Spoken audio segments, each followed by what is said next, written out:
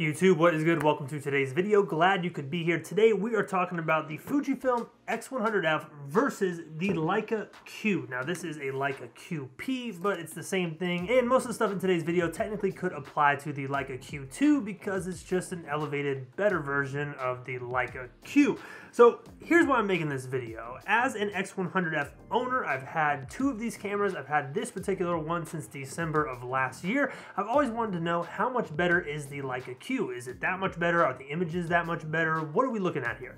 And unfortunately, when you get online, you see countless videos about specs, you see videos about the ergonomics, you see videos about everything except for the actual photos themselves. So today, we're gonna accomplish two things. One, I'm gonna tell you the key differences that I see between these two cameras. Should you worry about them? Should you not worry about them? And at the end of the video, I'll talk about who each of these cameras is for. But the main thing I wanted to do today throughout the entire video, there are going to be comparison photos showing one photo made with the Q, one photo made with the X100f side by side, so you can really get an idea of, are these images really that much different? Now real quick, do me a solid, head to that thumbs up button, hit the thumbs up button on this video. It helps out the video, it helps out the channel. I would greatly appreciate it because camera comparison videos like this, they are not easy or fun to make. They are very tedious. It's just not fun. I'd much rather be out actually being creative, but I think it's important that this video exists on the internet, so all I ask is that you hit that thumbs up button. So everything in today's video, all the example photos, they were shot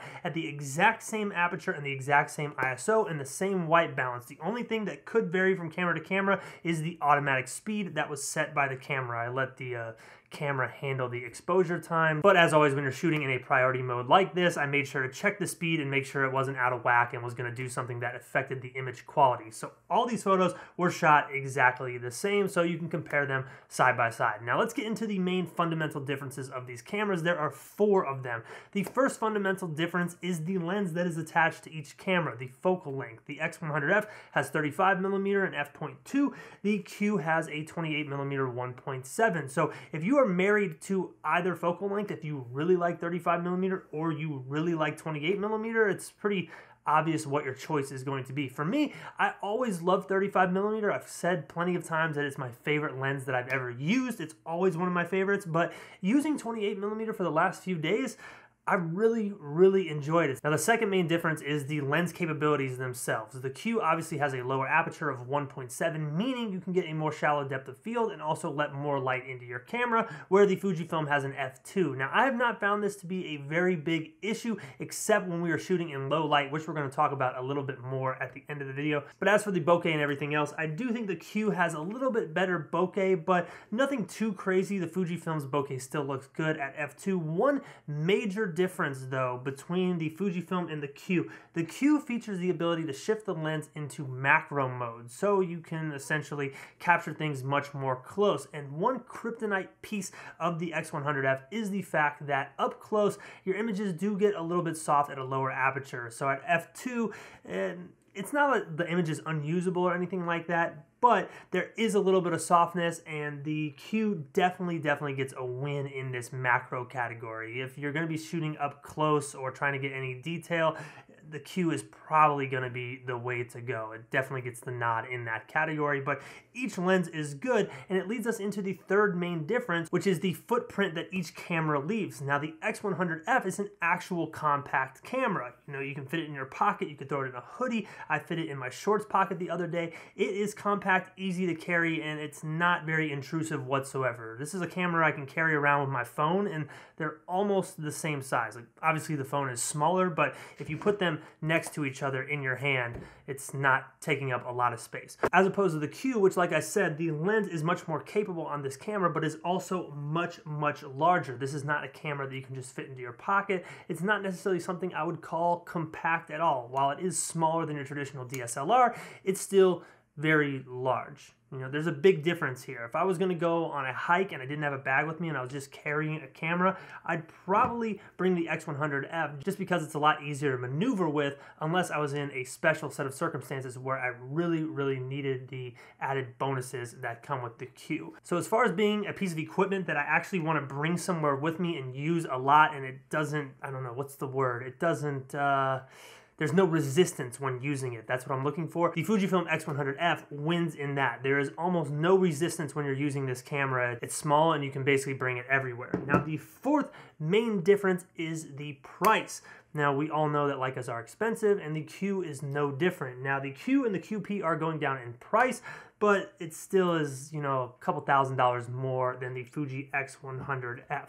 So I think the X100f wins as far as value goes. What you're paying $1,000, you're getting a lot out of. Whereas with the Q, you're paying a lot of money for what would be considered limited features. You know, you could get a middle-of-the-road Canon or Nikon or Sony full-frame camera and a couple lenses for the same price as the Leica Q. So if we're talking about value and really what you're getting for what you're spending, if you spend that $1,000, you're getting a lot with the Fujifilm, whereas if you're spending the $4,000 or $5,000, you're getting a lot with the Q, but not really a lot. Maybe not $4,000 or $5,000 worth, depending on how you're looking at it. And that kind of leads us into my final thoughts today. There is no better or worse when it comes to this comparison. The X100f is a great camera. The Leica Q, QP, and I'm sure the Q2, which I haven't used, I'm sure that is a great camera as well. It all boils down to what you need as a photographer and what you consider valuable. Now, the X100f, I think, is going to be valuable for basically everyone. It's valuable for me,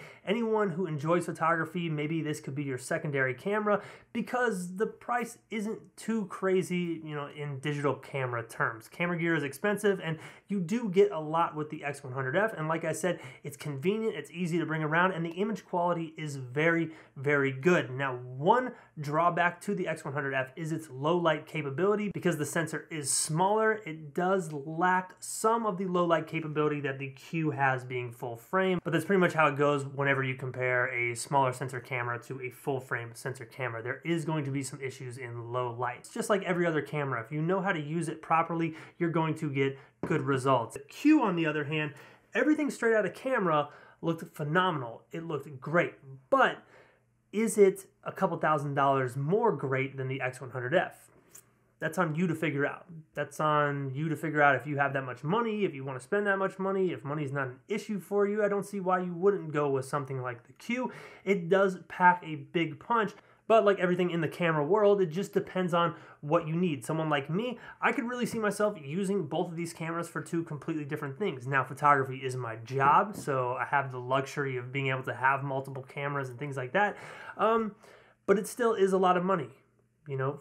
$4,000 or $5,000 for one lens and one camera body that you can't change. You really need to be dedicated to the 28mm focal length and dedicated to this camera being something that you're going to use a lot and something you're going to get a lot of use out of. I think people who are into street photography, this is just phenomenal. You can't really go wrong with this as a street photography camera. The resolution you get, the crispness of the lens, I mean, Leica glass is tough to beat. The color rendering, everything looks phenomenal. It looks great. It's in a small package, but it's going to cost you. So at the end of the day, I can't tell you which one is better, but what I can tell you is both cameras are great. They're going to be great for different people. It really just depends on your needs as a photographer, as someone making photos, and each one of these cameras has a different separate list of attributes, and you know, some attributes of the Q could technically be detriments depending on how you're looking at it. So hope you enjoyed this video. I hope it gave everyone out there in the internet world clarity on this comparison between the X100f and the Leica Q. I'm really happy I finally made this video, and if you enjoyed it, do me a solid. Like I said, hit that thumbs up button for me, hit that subscribe button for more. Feel free to drop your comments, let me know your thoughts on the Q versus X100f debate, and remember, if I said anything that like offended you about your camera or whatever, I'm not saying it about you personally, I'm just talking my talk. These are two cameras that I've used. The Q I haven't used for very long, the X100f I've used for a while now, and I really like both of them. So that's it for me today, y'all. Thank you very much for watching. I'll see you next time.